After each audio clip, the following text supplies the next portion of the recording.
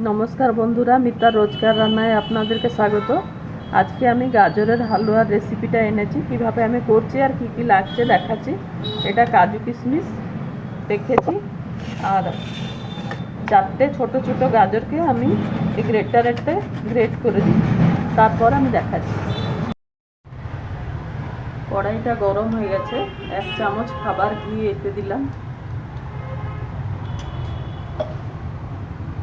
ঘিটা একটু চারিদিকে লাগিয়ে দিই।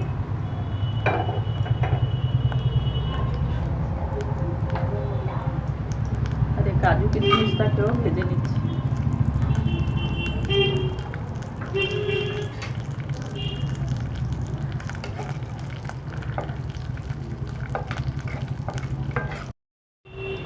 কাজু কিশমিশগুলোকে বের করে নিলাম।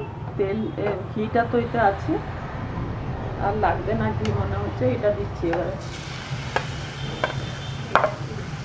এই গাজরের যে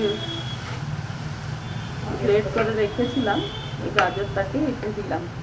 এটাকে একটু ভালো করে, এটা সেদ্ধ হবার জন্য একটু গ্যাসটা সিমে করে এটাকে ভালো করে একটু কষে নেব। ততক্ষণ আমি ঢাকা দিয়ে দিচ্ছি। গাজরের কাঁচা গন্ধটা চলে গেছে। এবারে এতে আমি দিয়ে দিচ্ছি দুধ। এটা আমাদের গুঁড়ো দুধ মিশিয়েছি, এতে লিকুইড দুধের সঙ্গে গুঁড়ো দুধ মিশিয়েছি। আর একটু জল দিয়ে দিচ্ছি এতে।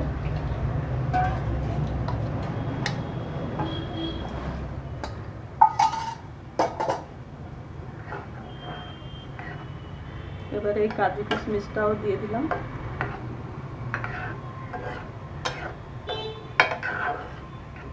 একটু ফুটে যাক, চিনি দিয়ে দিয়ে বন্ধ করে দেবো।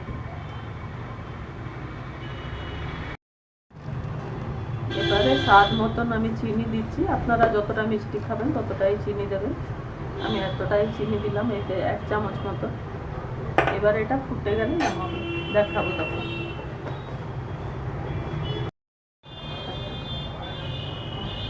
এবারে ছোট এলাচ দুটোকে গুঁড়ো করে দিয়েছি, থেতো করেছি, এটা ঠিক করে থেতো করে দিয়ে দিলাম। আর এবার ভালো করে ফুটে গেছে, আমার হয়ে গেল। আমি গ্যাস বন্ধ করছি। এবার আমার গাজরের হালুয়া রেডি হয়ে গেছে। একবার আপনারাও যেভাবে করে দেখালাম ওইভাবেই করবেন। এটা সহজ পদ্ধতিতে আমরা করে দিচ্ছি। তো এতে যদি খোয়া থাকবে, খোয়াও ফেলতে পারবেন, না তো গুঁড়ো দুধেতে দিলেও ঠিকভাবে এটা হতে পারে। একবার আপনারাও খেয়ে দেখবেন। যদি ভালো লাগলো আমার চ্যানেলটাকে লাইক, শেয়ার, সাবস্ক্রাইব করতে অনুরোধ করছি। ধন্যবাদ।